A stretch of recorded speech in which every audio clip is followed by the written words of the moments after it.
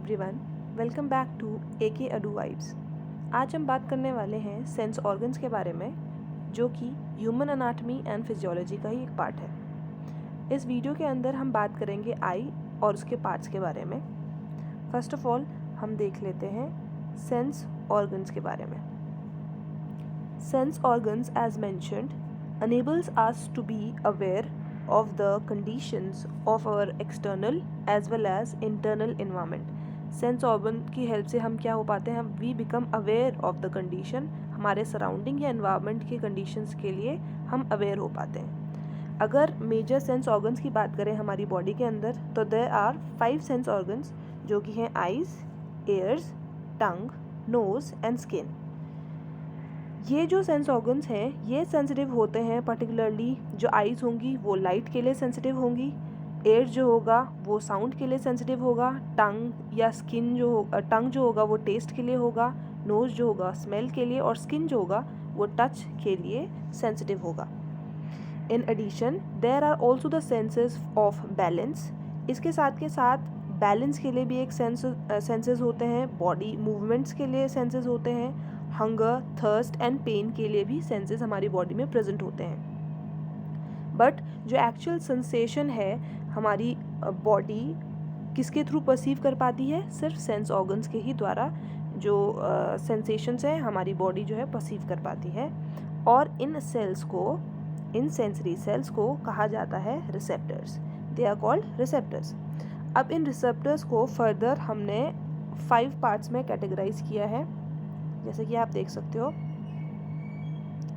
ये जो रिसेप्टर्स हैं ये एक स्पेशलाइज्ड टिश्यू या सेल कहा जाए इनको, ये सेंसिटिव होते हैं एक पर्टिकुलर या स्पेसिफिक स्टिमुलस के लिए। फर्स्ट ऑफ ऑल अगर हम बात करते हैं मैकेनो रिसेप्टर की, तो ये मैकेनिकल चेंज के लिए सेंसिटिव होगा। मैकेनो रिसेप्टर्स के अंदर वो रिसेप्टर्स आते हैं जो टच के लिए सेंसिटिव हैं या प्रेशर के लिए सेंसिटिव हैं। तो the receptors for touch and pressure of skin mechano receptors के अंडर आते हैं। नेक्स्ट अगर हम बात करें तो आता है कीमो रिसेप्टर्स।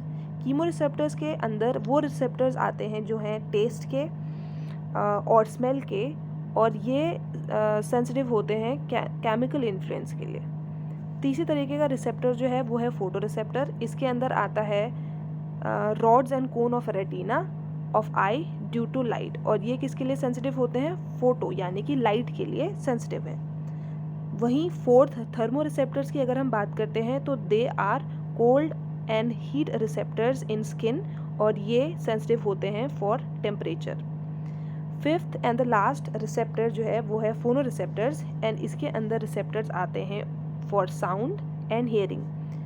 ये तो थे हमने अलग अलग तरीके के रिसेप्टर्स, 5 तरीके के रिसेप्टर्स हमने यहाँ पर देखे। अब हम बात कर लेते हैं आई के बारे में। यहाँ पर अलग अलग पार्ट्स जो आई के हैं उनके बारे में डिस्क्रिप्शन दिया हुआ है। सबसे पहले हम बात कर रहे हैं ऑर्बिट के बारे में। What is orbit? The 2 eyes are located in deep sockets और orbits on the front side of head. हमारे सर के आगे के हिस्से में अगर आप देखो तो एक डीप सॉकेट प्रेजेंट है, जहाँ पर कि हमारी आई जो कि एक बॉल लाइक स्ट्रक्चर है वो फिक्स्ड है। तो वो जो डीप सॉकेट प्रेजेंट है इसे ही हम ऑर्बिट कहते हैं। Each I is in the form of ball. हमारी हर एक जो आई है वो एक बॉल के स्ट्रक्चर के फॉर्म में है, और उस पर्टिकुलर सॉकेट में या उस पर्टिकुलर ऑर्बिट में हम उसे रोटेट कर पाते हैं with the help of 6 muscles. दूसरा जो पार्ट है आपके आई का वो है आईलिड्स। आईलिड्स की बात करें तो the upper and the lower movable eyelids जो है आपकी, अगर आप आईलिड्स को देखोगे तो आपकी ऊपर वाली जो आईलिड होती है और जो नीचे वाली आईलिड दोनों ही मूवेबल होती हैं, और ये आपके आई को प्रोटेक्ट करती हैं, protect the outer surface of the I and can shut out light. क्या कर देती हैं, आपके जो बाहर का जो सरफेस है आई का उसे प्रोटेक्ट कर रही होती हैं और आपकी लाइट को यहाँ पे आने से रोकती हैं। Each eyelid carries outwardly curved eyelashes. Eyelid के ऊपर ही हमारे पास में आउटवर्डली कर्व्ड आईलैशेस प्रेजेंट होते हैं, which prevent falling of larger particles into the eye। और इनकी हेल्प से हमारी आँखों में जो लार्जर पार्टिकल्स होते हैं वो नहीं गिरते। सबसे पहले हमने देखा ऑर्बिट, जो कि एक डीप सॉकेट है जिसके अंदर एक बॉल लाइक स्ट्रक्चर जो है आई का वो फिक्स्ड होता है और इसे हम रोटेट कर पाते हैं, हमारी आई को हम रोटेट कर पाते हैं with the help of 6 muscles. दूसरा हमने देखा आईलिड के बारे में। आईलिड जो है, दो जो आईलिड है अपर एंड लोअर जो आईलिड्स हैं दोनों ही मूवेबल हैं और ये प्रोटेक्ट करती हैं आउटर सरफेस ऑफ द आई। साथ के साथ में आईलिड्स के पास में आउटवर्डली कर्व्ड आईलैशेस प्रेजेंट होती हैं जो प्रिवेंट कर रही हैं falling of larger particles into the eye. Third part of the eye is eyebrows. Usually जो आईब्राउज हैं इन्हें हम आईज का पार्ट नहीं कहते, although virtually these are not a part of eye, but they are also protective, क्योंकि ये भी प्रोटेक्टिव हैं इन नेचर आई के लिए ही। So they prevent the rain drops, या तो ये रेन ड्रॉप्स को प्रिवेंट करती हैं आँख में गिरने से, या ट्रिकलिंग पर्सपिरेशन जिससे जैसे कि स्वेट हो गया from getting into the eye. चौथा हम बात कर लेते हैं टीयर ग्लैंड्स की। Tear glands which are also known as lacrimal glands. Tear glands को लैक्रिमल ग्लैंड्स भी कहा जाता है and they are located at the upper sideward portion of the orbit. अगर आप इस पिक्चर को ध्यान से देखें तो आपको पिक्चर में यहाँ पर देखने को मिल रहा होगा कि अपर आउट साइडवर्ड पोर्शन जो है ऑर्बिट का, आपके यहाँ पर लैक्रिमल ग्लैंड प्रेजेंट है। 6 to 12 डक्ट्स होते हैं इस ग्लैंड के जो कि सिक्रीशन को फ्रंट सरफेस में डाल रहे होते हैं या सिक्रीट आउट कर रहे होते हैं। तो टीयर ग्लैंड जो है वो लैक्रिमल ग्लैंड्स भी कहे जाते हैं और कहाँ पर प्रेजेंट होते हैं, they are present at the upper sideward portion of the orbit. इसके बाद नेक्स्ट पार्ट जो है आएगा, इसके साथ के साथ द मूवमेंट ऑफ आईलिड्स। अच्छा, the movement of eyelids spread the liquid which mainly serves as a lubricant. अब ये यहाँ पर कह रहा है कि जो आईलिड की मूवमेंट होती है उसकी हेल्प से क्या होता है, जो लिक्विड आपकी आईज में प्रेजेंट होगा या टेयर आपकी आँखों में प्रेजेंट है वो मेनली स्प्रेड आउट हो जाता है आँखों के अंदर और एक लुब्रिकेंट की तरह काम कर रहा होता है। ओके, इसके बाद the tear also keep the front surface of the eye clean by washing away the dust particles. Tear एक तो लुब्रिकेंट की तरह भी काम कर रहा है, साथ ही साथ क्या कर रहा होता है, ये वॉश करता है आपका front surface of the eye और इसकी हेल्प से ये डस्ट पार्टिकल्स को भी वॉश आउट कर लेता है। They also have an antiseptic property. Tears के पास में एक एंटीसेप्टिक प्रॉपर्टी भी प्रेजेंट होती है due to the enzyme lysozyme which kills the germs.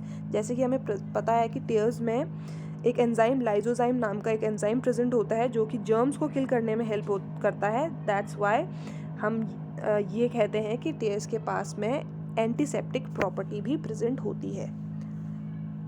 The last part of eye is tear duct. These duct drain of the liquid. अब ये जो डक्ट्स हैं जो हमने अभी प्रीवियस अपने डायग्राम में शो किया था, लैक्रिमल ग्लैंड्स के साथ जो आपके नेसल चेम्बर वाला जो पोर्शन है यहाँ पर ही डक्ट आपको देखने को मिली थी, तो इसे ही टीयर डक्ट कहा जाता है। These duct drain of the liquid into a sac lying at the inner angle of the eye. ये जो डक्ट हैं ये क्या करती हैं, जो भी लिक्विड आपकी आईज में प्रेजेंट होगा इसे ये ड्रेन ऑफ करके इस पर्टिकुलर नेसोलैक्रिमल डक्ट जो है इनर आई ऑफ द ये जो डक्ट होती है ये ड्रेन ऑफ कर देती है लिक्विड को into the sac lying at the inner side of the eye. इस सैक में जो कि आपके आँख के इनर एंगल में प्रेजेंट होगा उस सैक में ये लिक्विड को ड्रेन ऑफ कर देती है। A nasolacrimal duct conduct the secretion into a nasal cavity। ये जो nasolacrimal duct आपको प्रेजेंट दिखाई दी थी पिछली इमेज में, ये जो भी सिक्रीशन होगा कहाँ पर डाल देगी, नेसल कैविटी में इसे भेज देगी। All of us have sometimes experienced as medicine drops in the eyes come into the nose and even into the throat. This happens through the above mentioned duct। अगर अब हम टीयर्स के function की बात करें तो यहाँ पर आपको 4 फंक्शंस इसके मेंशन किए गए हैं. First function is it help in killing the germs. Second one is it washes away dust particles. Third, it lubricates the surface of the eye. And fourth, communicate emotions. So यहाँ पर आपके functions of the tear भी mention किए गए हैं. अब हम बात कर लेते हैं कंजक्टिवा के बारे में. This is a thin membrane covering the entire front portion of eye. जो कंजक्टिवा है ये एक थिन मेम्ब्रेन है जो कि आई के फ्रंट पोर्शन को, एंटायर फ्रंट पोर्शन को कवर करती है. It is continuous with the inner lining of eyelids. ये आईलिड्स जो इनर लाइनिंग ऑफ आईलिड्स है उसके साथ में कंटिन्यूसली ये लेयर बढ़ जाती है. Over the cornea it is reduced to a single layer of transparent epithelium. जब कॉर्निया के ऊपर ये लेयर आती है तो एक सिंगल लेयर की बन जाती है और एक सिंगल ट्रांसपेरेंट लेयर की बन जाती है. You must have often heard of a very common eye disease. आपने एक कॉमन आई डिजीज़ के बारे में भी सुना हुआ जिसे कहा जाता है कंजक्टिवाइटिस, जिसमें ये जो आउटर लेयर होती है ये in this the outer layer turns red due to the viral infection. इस इन्फेक्शन में ये जो आउटर लेयर प्रेजेंट होती है, ट्रांसपेरेंट आउटर लेयर, ये रेड कलर की हो जाती है due to the viral infection. Okay, तो हमने अभी तक अलग अलग पार्ट्स जो हैं आइज़ के वो देखे. बोनी ऑर्बिट हमने देखा. उसके बाद में जिसे हम सॉकेट कह रहे हैं, आईब्राउज़ की हमने बात की, टीयर ग्लैंड्स की हमने बात की, और टीयर ग्लैंड्स के साथ हमने कंजक्टिवा की भी बात की. Tear glands and tear ducts की बात की और कंजक्टिवा की भी हमने बात की. साथ के साथ कंजक्टिवा के साथ में कंजक्टिवाइटिस जो एक इन्फेक्शन होता है उसके बारे में भी, सॉरी आई डिजीज़ होती है उसके बारे में भी हमने बात की. अब हम देखने वाले हैं 3 मेन स्ट्रक्चर जो है आई बॉल के, उनको.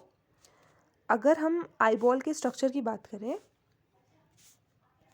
तो the structure of eye ball is composed of 3 concentric layers. 3 layer से ये बना है. First the outer most is outer sclerotic, जिसे स्क्लेरा भी कहा जाता है. Middle one is choroid and the third is inner retina. इसको हम डायग्राम की हेल्प से भी यहाँ पर शो करेंगे. सबसे पहला जो आउटर है ये है स्क्लेरा. ये यूजुअली वाइट कलर का होगा.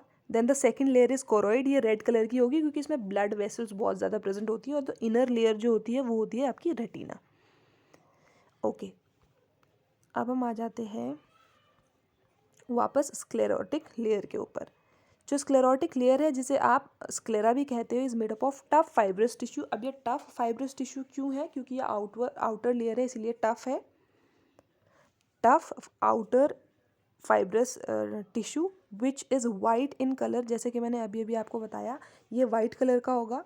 The white portion on the front of the eye is sclerotic layer. जो आपकी आँखों के फ्रंट पोर्शन में जब भी आप देखते हो तो वाइट कलर का जो पोर्शन होता है वो स्क्लेरोटिक लेयर होता है.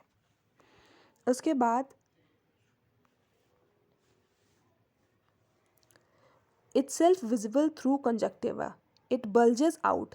यही जो लेयर है आपकी, ये जो स्क्लेरा वाली लेयर है आपकी, जब ये फ्रंट रीजन में आ जाती है इट बल्जेस आउट. तो ये बल्ज आउट हो जाती है और becomes transparent in the front reason.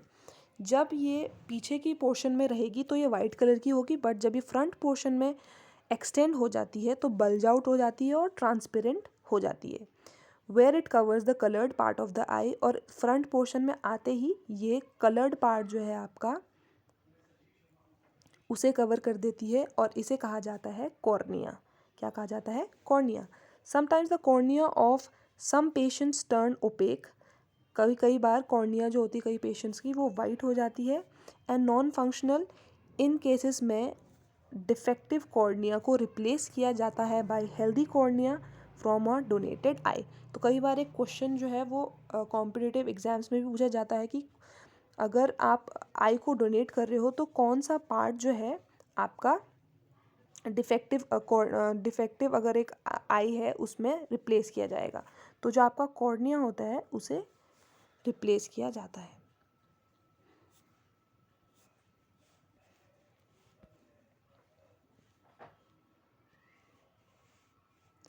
Next layer की बात कर लेते हैं. Next layer is choroid layer.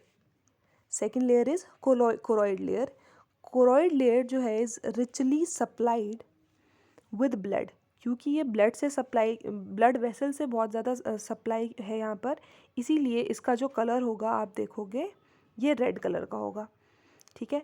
Is for providing nourishment to the eye, ये आई को नरिशमेंट प्रोवाइड कर रहा होता है. It contain dark black pigment, इसके पास में डार्क कलर का ब्लैक पिगमेंट प्रेजेंट होता है विच इज़ कॉल्ड मेलेनिन. इसके पास में डार्क कलर का पिगमेंट प्रेजेंट होगा जिसे कहा जाता है melanin, which prevent light rays from reflecting. और ये क्या कर रहा होता है, आँख के अंदर लाइट रे को रिफ्लेक्ट या स्कैटर होने से बचा रहा होता है. आँख के अंदर लाइट रेज को रिफ्लेक्ट या स्कैटर होने से बचा रहा होता है. In the front of the eye the choroid expand to form the ciliary body. जैसे पीछे स्क्लेरा आगे बल्ज आउट होकर ट्रांसपेरेंट हो गई थी और कॉर्निया बन गई थी, वैसे ही आपका कोरॉइड लेयर जो होता है फ्रंट में आकर सिलरी बॉडी में कन्वर्ट हो जाता है. किस में कन्वर्ट हो जाता है, सिलरी बॉडी में. The smooth muscles in the ciliary body. अब सब बहुत इंपॉर्टेंट यहाँ पे एक लाइन मेंशन की गई है, जो स्मूथ मसल्स होती हैं सिलरी बॉडी में, ये क्या करती हैं, they alter the shape of the lens. these muscles, these ciliary body or these ciliary muscles, they regulate, they alter the shape of the lens.